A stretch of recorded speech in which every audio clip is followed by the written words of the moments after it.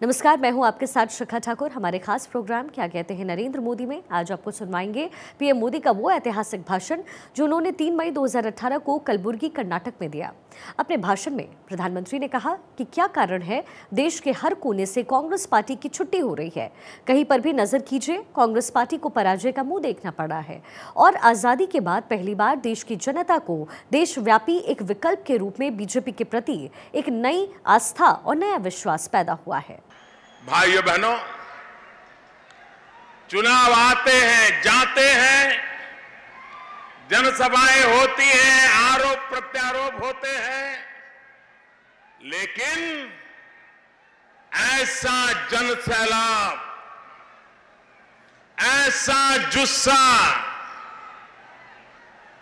सरकार को बदलने का ऐसा संकल्प आमतौर पर नहीं दिखाई देता है जो इस बार कर्नाटक में चारों तरफ दिखाई दे रहा है।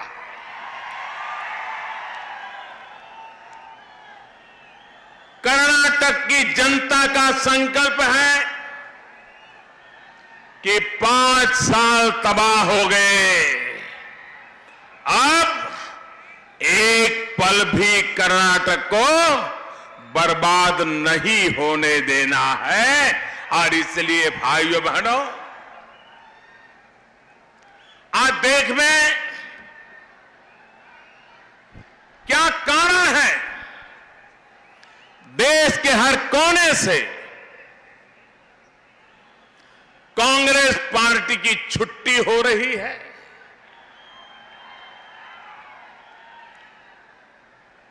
कहीं पर नजर कीजिए, पिछले 4 साल में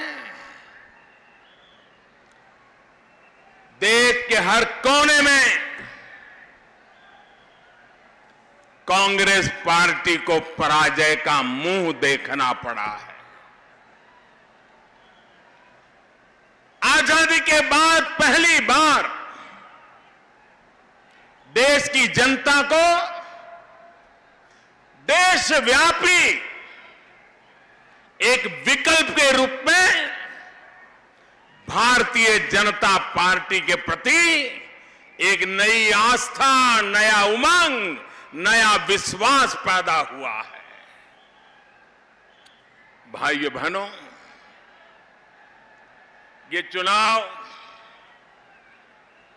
हमारे इस क्षेत्र में कौन विधायक बने, कौन न बने, कौन पार्टी जीते, कौन पार्टी हारे, किसकी सरकार बने, किसकी सरकार न बने, इस छोटे से काम के लिए चुनाव नहीं है। ये चुनाव तो कर्नाटक के नौजवानों का भविष्य तय करने के लिए है। कर्नाटक के किसानों का भाग्य बदलने के लिए है। कर्नाटक की माताओं बहनों को सुरक्षा और सम्मान देने के लिए चुनाव है। यहां के नौजवानों को उनके हक का, अधिकार का जो मिलना चाहिए वो मिलने के लिए चुनाव है। और इसलिए मेरे भाइयों बहनों, 12 मई को जब आप मतदान करेंगे तो आप सिर्फ और सिर्फ कर्नाटक के उज्जवल भविष्य को ही ध्यान में रख करके कमल के निशान पर बटन दबाइए। मैं आपको विश्वास दिलाता हूं, दिल्ली सरकार, मोदी सरकार कर्नाटक के विकास के लिए कर्नाटक की भाजपा के सरकार के साथ कंधे से कंधा मिलाकर के चलेगी। भाइयों बहनों, कलबुर्गी ये देश की एकता और अखंडता के लिए जीवन खपाने वाले सरदार वल्लभ भाई पटेल का कलबुर्गी के साथ एक विशेष रिश्ता रहा है। ये सरदार वल्लभ भाई पटेल थे जिन्होंने इस कलबुर्गी को लोकतांत्रिक भारत का हिस्सा बनाया, निजाम ने जब विलय के पत्र पर हस्ताक्षर करने से इनकार कर दिया था, तब लौह पुरुष ने उनको झुकने पर मजबूर कर दिया था। गोरोटा गांव, वहां जो शहीद हुए, मैं आज इस धरती से उन वीर शहीदों को भी नमन करता हूं। जलियांवाला बाग में जो अंग्रेजों ने किया, उसी प्रकार का अत्याचार निजाम के राज में गोरोटा के शहीदों को झेलना पड़ा था। भाइयों बहनों, मैं आप सभी को और विशेषकर कर्नाटक का भारतीय जनता पार्टी युवा मोर्चा के कार्यकर्ताओं को बधाई देना चाहता हूं कि जिन्होंने शहीद स्मारक का निर्माण किया। ये काम जो स्थानीय जनता ने किया, वो कांग्रेस सरकार भी कर सकती थी, लेकिन जहां भी सरदार वल्लभ भाई पटेल का नाम आता है तो कांग्रेस के एक परिवार की नींद उड़ जाती है और पूरे कांग्रेस के लोग भी सरदार वल्लभ भाई पटेल से पीछा छुड़ाने के लिए भागते रहते हैं। भाइयों बहनों, कांग्रेस के लिए सरदार वल्लभ भाई पटेल के प्रति ये तिरस्कार ये कोई नई घटना नहीं है, ये उनके स्वभाव में है। भाइयों बहनों, कांग्रेस के स्वभाव में ये भी है, सिर्फ सरदार वल्लभ भाई नहीं, देश के अन्य वीर शहीद नहीं, ये कांग्रेस पार्टी तो शहीदों और देशभक्तों का,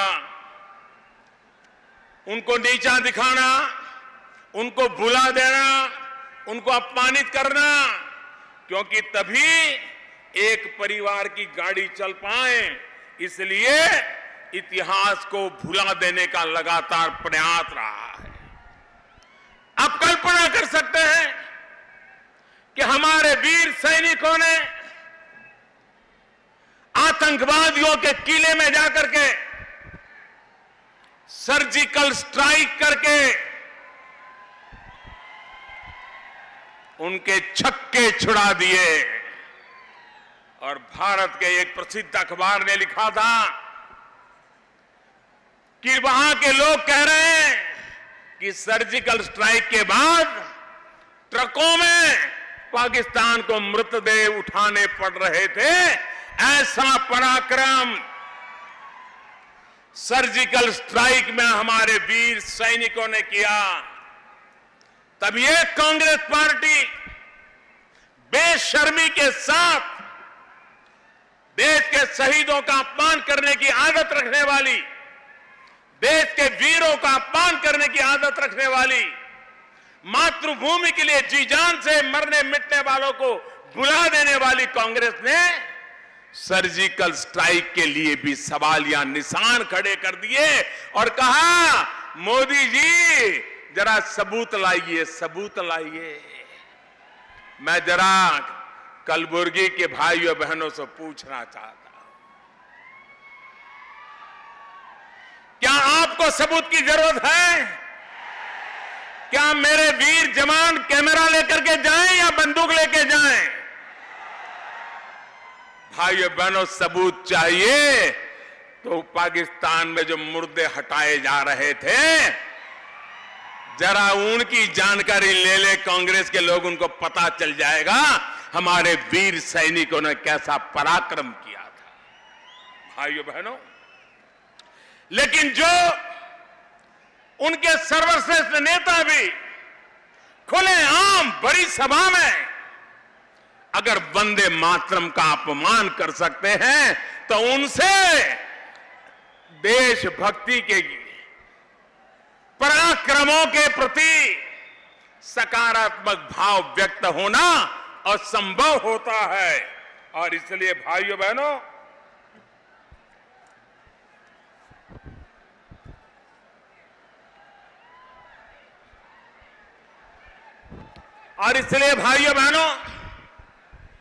आजादी के दीवानों के प्रति और हमारे कर्नाटक में भी इस कांग्रेस पार्टी का सेना के साथ कैसा नाता रहा है, ये हमारे कर्नाटक के भाइयों से ज्यादा कौन जानता है।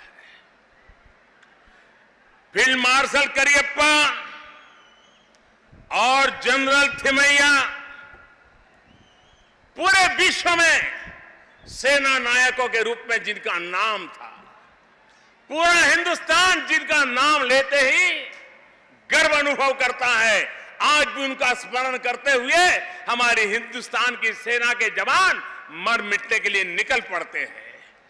लेकिन फील्ड मार्शल करियप्पा हो, जनरल थिमैया जी हो, उनके प्रति कांग्रेस सरकारों का क्या रवैया रहा था, किस प्रकार से उनको अपमानित किया गया था, ये इतिहास भली भांति आपको बताता है।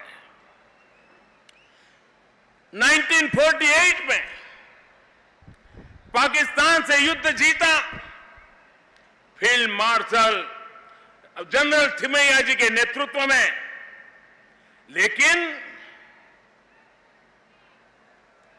उस पराक्रम के बाद कश्मीर को बचाने वाले जनरल थिमैया का उस समय के प्रधानमंत्री नेहरू और उस समय के रक्षा मंत्री कृष्णा मेनन ने बार बार अपमान किया था। और इसी के कारण जनरल थिमैया को अपने पद से सम्मान के खातिर इस्तीफा देना पड़ा था। मैं कर्नाटक की नई पीढ़ी को बताना चाहता हूं, ये कांग्रेस का रवैया देश के सेना के मुखिया के प्रति रहा है, कर्नाटक के वीर पुत्र के प्रति रहा है। ये बात कर्नाटक के नौजवानों ने भूलनी नहीं चाहिए। भाइयों बहनों, फील्ड मार्शल करियप्पा 1962 भारत और चीन की घटना आज भी इतिहास की तमारों में दर्ज है। और उनके साथ फील्ड मार्शल करियप्पा जी के साथ क्या व्यवहार किया गया, इतना ही नहीं, सर्जिकल स्ट्राइक के बाद हमारे वर्तमान सेना नायक, उनको कांग्रेस के एक वरिष्ठ नेता, उन्होंने यहां तक कह दिया कि ये तो गुंडे हैं, गुंडे। भाइयों बहनों,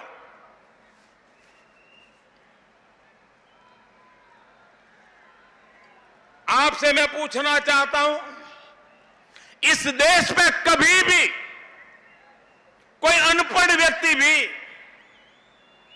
क्या कभी हमारे सेना नायक को, हमारी सेना को, देश की रक्षा के लिए मर मिटने वाले जवानों को कभी भी, और मैं आपसे पूछ रहा हूं, क्या कभी भी कोई हमारे इन वीर सैनिकों को कभी गुंडा कहने का पाप कर सकते हैं क्या? कर सकते हैं क्या? क्या कांग्रेस ने सेना को गुंडा कहने वाले लोगों को माफी मांगवाने के लिए मजबूर किया क्या? क्या कांग्रेस पार्टी से उनको निकाला क्या? क्या कांग्रेस पार्टी उनको रक्षण दे रही है कि नहीं दे रही है? मंच पर बिठा करके उनको शोभायमान कर रही है कि नहीं कर रही है?